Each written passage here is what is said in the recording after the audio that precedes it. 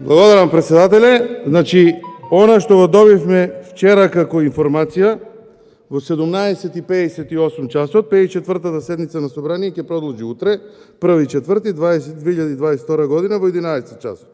По неа, значи по завршување ќе продолжат 30-та седница, на која ќе имаме една точка и ја би сакал,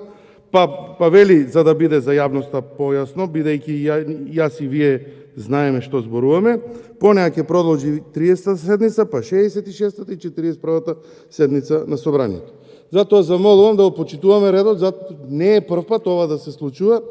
затоа што и нас, бидејќи сега немаме председател на Комисијата за финансирање и буџет, кога ни закажува председателот на Собранието седници со решение, не условува која по која точка и седница да одат. Затоа би ве замолил да не го скокаме редот, да не воведеме некоја пракса со тоа што го викате јас одлучувам, затоа што и некој друг председател на комисија има право да одлучува и да дојдеме во ситуација да после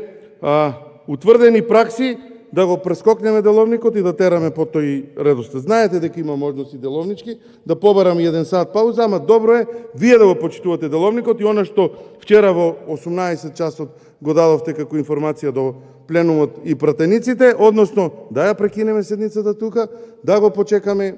министерот или заменикот, представникот од Министерството за земјоделство кој што има следна точка, а прашање и зошто веќе не е тука, да чекаат 120 пратеници на него и да продолжиме со седницата така како што сте ја утврдиле дека треба да тече денешната седница. Благодарам.